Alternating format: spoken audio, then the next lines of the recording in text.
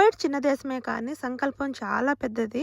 సముద్రపు పడవలతో మొదలైన కువైట్ వాళ్ళ ప్రయాణం పెట్రోల్ డబ్బులతో చరిత్రను మార్చేసింది. కష్టం, ధైర్యం, తెలివైన నిర్ణయాలుంటే ఏ దేశమైనా అద్భుతాలు చేయొచ్చు. అలాగే ఈరోజు మా మేడం జీతం ఎంత ఇచ్చింది, వీడియో లాస్ట్ వరకు అయితే చూడండి. హాయ్ ఫ్రెండ్స్, అందరూ ఎలా ఉన్నారు? నేను మీ సుభాషిణి రాయుడు. ఈరోజు వీడియో కువైట్ చరిత్ర గురించి, పెట్రోల్ ఎలా వచ్చింది, వాళ్ళకు డబ్బులు ఎలా సంపాదించారు, వాళ్ళు ఎలా పెద్దవాళ్ళు అయ్యారు అనే దాని గురించి అయితే ఉంటుంది. ఒకప్పుడు పాత రోజుల్లో కువైట్ అరేబియా పక్కన ఒక చిన్న సముద్ర ఫోర్ట్ సిటీ ఉండేది. దాని పేరు కువైట్ అంట.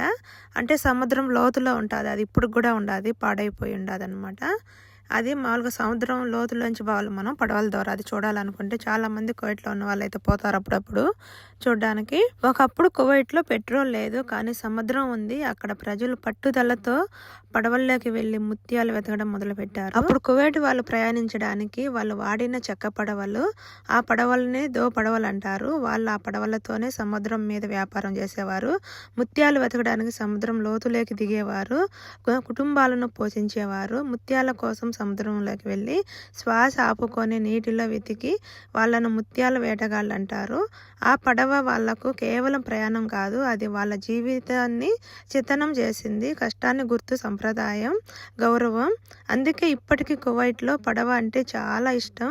మ్యూజియంలో కూడా పెడతారనమాట. ఆ పడవనైతే పెట్టుండారు. కువైట్ మ్యూజియంలో పడవ నమూనాలు అయితే ఉంటాయి. పండగలలో పడవ గుర్తులు వాడతారు. పెళ్లిళ్ళ అలంకరణలో కూడా పడవ కనిపిస్తుంది అనమాట. చూసారా, ఇక్కడ ప్రతి నోటు పైన అయితే పడవ ఉంటుంది. అలాగే వాళ్ళు ముత్యాలు ఏరినట్టు, అలాగే గద్ద, అవన్నీ ఉంటాయన్నమాట. వాళ్ళు గుర్తులు అనమాట అవన్నీ. ఇలా డబ్బుల పైన కూడా వేసుంటారు. ఇక్కడ ప్రతి నోటు పైన అయితే డబ్బు ఉంటుంది. ఇది వచ్చేసి 20 దినాల నోటు. అంటే కువైట్లో అత్యంత పెద్ద నోటు ఇదే అనమాట. ఇది 20 దినాల నోటు పైన కూడా అదో పడవ ఉండదు చూడండి. పడవ ఉంది, అలాగే పక్కన సముద్రం ఉంటుంది. ఇది వచ్చేసి 20 దినాల నోటు. అంటే ఒక దినార్ వచ్చి 290 ఏమో ఉండాలి. అంటే అది 20 దినాలకు ఎంత వస్తుందో ఒకసారి కామెంట్ చేయండి వీడియో లాస్ట్ వరకు అయితే చూసి. ఎందుకంటే పడవ అంటే కలిసి ప్రయాణం చేశారు, కలిసి సంపాదించారు, అలాగే కలిసి జీవితం, కలిసి సంపాదించింది, అన్నిటికీ అర్థం అన్నమాట ఈ పడవ. అందుకు వాళ్ళకు చాలా ఇష్టం కువైట్ వాళ్ళకు. అలాగే కువైట్లో పెట్రోల్ దొరికిన రోజు కువైట్ చరిత్రే మార్చిన రోజు అనమాట. 1938 సంవత్సరంలో ఇది కువైట్కి చరిత్రను మార్చేసిన సంవత్సరం. ఎడారిలో మొదటిసారి పెట్రోల్ అంటే దొరికిందనమాట వాళ్ళకి. అప్పటి నుండి దేశానికి చాలా డబ్బు అయితే వచ్చింది. దేశ సంపన్న దేశాల జాబితాల్లో చేరింది. ప్రపంచంలో ముఖ్యమైన దేశంగా మారింది. ఇది కువైట్ అభివృద్ధి ప్రయాణానికి మొదటి మెట్టు. కువైట్ డబ్బు విలువ ఎందుకు ఎక్కువ అంటే, కువైట్ దినార్ ప్రపంచంలోనే అత్యంత శక్తివంతమైన కరెన్సీ. దానికి కారణాలు దేశం చిన్నది, జనాభా తక్కువ, పెట్రోల్ సంపద ఎక్కువ, దేశ నిర్వహణ చాలా బాగా చేస్తారు. అందుకే ఇక్కడ డబ్బుకు విలువ ఎక్కువ, గౌరవం ఎక్కువ. యుద్ధం వచ్చినా వెనక్కి తగ్గని కువైట్ వాళ్ళు 1990 సంవత్సరంలో ఇరాక్ కువైట్పై దాడి చేసింది. పెట్రోల్ బావులు కాలిపోయాయి, భవనాలు ధ్వంసం అయ్యాయి, దేశం బాధలో మునిగిపోయిందనమాట. చాలా ఇబ్బందులు పడ్డారంట అప్పట్లో. కానీ 1991 సంవత్సరంలో కువైట్ తిరిగి బలంగా నిలబడింది, మళ్ళీ స్వతంత్ర దేశంగా మారింది. పెట్రోల్ బావులు బాగు చేశారంట, ఆర్థిక వ్యవస్థను మళ్ళీ పునరుద్ధరించారు. ఇది వాళ్ళ విజయ తిరుగు ప్రయాణం. పెట్రోల్ డబ్బుతో దేశం ఎలా మారింది? పెట్రోల్ ద్వారా వచ్చిన డబ్బును కువైట్ నాయకులు పిల్లల చదువుకి, ప్రజల ఆరోగ్యానికి, మంచి రోడ్లు, భవనాలు, దేశ అభివృద్ధికి అయితే ఖర్చు పెట్టారంట. ఇక్కడ కువైట్లో గవర్నమెంట్ స్కూళ్ళు కూడా చాలా మంచి స్కూల్ అయితే ఉంటాయి. మంచి మంచి హాస్పిటల్, గవర్నమెంట్ హాస్పిటల్. కువైట్ వాళ్ళు చదివేది గవర్నమెంట్ స్కూల్లో, వాళ్ళకి ఏదైనా బాగాలేకపోయినా పోయేది అంటే గవర్నమెంట్ హాస్పిటలే అనమాట. అలాగే వాళ్ళకి ఉద్యోగ అవకాశాలు కూడా, ప్రతి ఇంట్లో ఉద్యోగస్తులు అయితే ఉంటారు కువైట్ వాళ్ళు. పోలీస్, టీచర్, లాయర్, ప్రతి ఒక్క దానికి సంబంధించి ఇల్లే చేస్తారనమాట. ఆ డబ్బులంతా కువైట్ గవర్నమెంట్ దేశ అభివృద్ధి కోసం ఉపయోగించారంట. అందుకే కువైట్ ఆర్థిక వ్యవస్థ ప్రయాణం ఇలా ఉంటుంది. సముద్ర వ్యాపారం, ముత్యాల సంపద, పెట్రోల్ దొరికింది, డబ్బు పెరిగింది, దేశం అభివృద్ధి అయింది. కువైట్ డబ్బుల పైన నాయకులు ఫోటోలు ఎందుకుంటాయంటే, కువైట్ దినార్ నోట్లపై కనిపించే ఫోటోలు కువైట్ దేశ పాలకుడు, ఎమీర్, గొప్ప నాయకులు వాళ్ళ ఫోటోలను డబ్బుల పైన పెట్టడం అంటే దేశ గౌరవం, దేశ గుర్తింపు, దేశంపై ప్రేమ, దేశ చరిత్రను గుర్తు చేసే చిహ్నం అన్నమాట.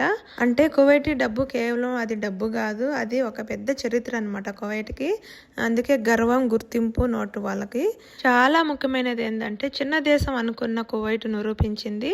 కష్టం చేస్తే సంపద వస్తుంది, సంపదను సరిగ్గా వాడితే దేశం మారుతుంది, యుద్ధం వచ్చినా ధైర్యం ఉంటే మళ్ళీ తిరిగి బలంగా నిలబడొచ్చు అనమాట. ఇదే కువైట్ అసలైన ప్రేరణాత్మక కథ, అంటే కువైటీ చరిత్ర అనమాట. ఒకప్పుడు అరేబియా ఎడారి పక్కన ఒక చిన్న సముద్రపు పోర్ట్ సిటీ ఉండేది. దాని పేరు కువైట్ అని ఉండేదంట అప్పట్లో. ఆ రోజుల నుంచి ఈ రోజులు చూసారా ఎంత గొప్పగా, ఎంత అభివృద్ధి అయిందో కువైట్. అప్పట్లో కువైట్ ప్రజలు కూడా చాలా ఇబ్బందుల్లో పడేవాళ్ళు, అంటే చాలా కష్టాల్లో ఉండేది. పడవల్లో వెళ్ళి సముద్రంలో ముత్యాలు వెతికి వాటిని నమ్మి డబ్బు సంపాదించి అదే కువైట్కు వచ్చిన మొదటి సంపదని. ఆ కువైట్ వ్యాపారులు చాలా తెలివైన వారంట అప్పట్లో. ఇండియా, ఆఫ్రికా, అరేబియా దేశాలతో ఓడల ద్వారా వ్యాపారం చేసి దేశానికి మంచి పేరు కూడా తెచ్చారంట.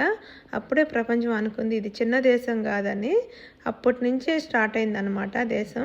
అప్పట్లో కువైట్ ప్రజలకు భూమి లోతుల్లో అయితే పెట్రోల్ దొరికింది. వాళ్ళకు మొదట ప్రజలకు దానికి విలువ అస్సలు తెలియలేదంట. వాళ్ళకి అప్పట్లో ఏందో అనుకుంటారు. ఆ తర్వాత దాని దేశానికి డబ్బు ప్రవాహంలా రావడంతో అప్పటి నుంచి కువైట్ భవిష్యత్తు పూర్తిగా మారిపోయింది.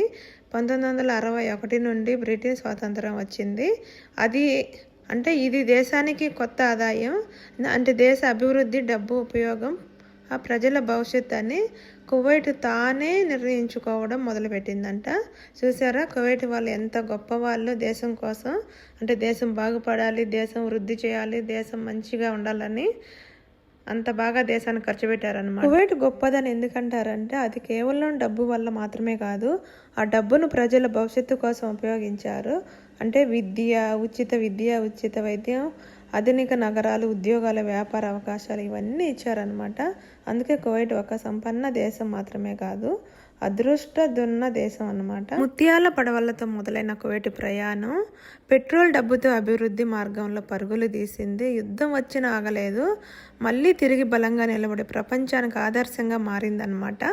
ఇంక ఈ బుట్టలో ఉన్న డబ్బులంతా నా 3 నెలల జీతం, అంటే ఈ నెల జీతంతో కూడా కలిపి 3 నెలల జీతం అన్నమాట. మా మేడం అయితే జీతం ఇచ్చింది. మనకు వచ్చే శాలరీ చిన్నదే, కానీ కొన్ని దేశాల డబ్బు చాలా పెద్దది అనమాట. మన ఇండియాలో మార్చి చాలా పెద్దది వచ్చేది కదా. అంటే ఇది కువైట్ చరిత్ర. అలాగే వీడియో నచ్చితే లైక్ చేయండి, షేర్ చేయండి, సబ్స్క్రైబ్ చేసుకోండి. మన ఛానల్ ఎవరన్నా కొత్తగా చూసినట్లయితే సబ్స్క్రైబ్ చేసుకోండి. అలాగే బెల్ ఐకాన్ కూడా క్లిక్ చేయండి. అందరికీ ఒక డౌట్ రావచ్చు, మీ జీతం ఎంత చెప్పలేదని. నేను ఇక్కడ ఎంచుతాను కదా లాస్ట్లో, అది ఎన్ని కాగితాలు కౌంట్ చేయండి. 3 నెలల జీతం అని చెప్పాను కదా, దాన్ని బట్టి నాకు కామెంట్లో రాయండి, ఓకేనా. నాకు ఖచ్చితంగా మీ కామెంట్ నాకు చాలా ఇంపార్టెంట్ అనమాట. ప్రతి ఒక్కరూ కామెంట్ చేయండి, వీడియో పూర్తి వరకు అయితే చూడండి. అలాగే 3 నెలల జీతానికి ఇండియా డబ్బులు ఎంత వచ్చేది, అంటే ఎన్ని కాగితాలు ఉన్నాయి, 3 నెలల జీతానికి ఎంత డబ్బులు వచ్చేది, అంటే ఒక దినార్ వచ్చేసి 290 అయితే ఉండదన్నమాట మన ఇండియా కరెన్సీ. అంటే ఎంత వచ్చేది ఒక దినార్కి, అలాగే 3 నెలల జీతానికి ఎంత వచ్చేదో నాకు కామెంట్లో రాయండి. ఇది ఈరోజు వీడియో. అందరికీ థ్యాంక్స్ ఫర్ వాచింగ్. బాయ్.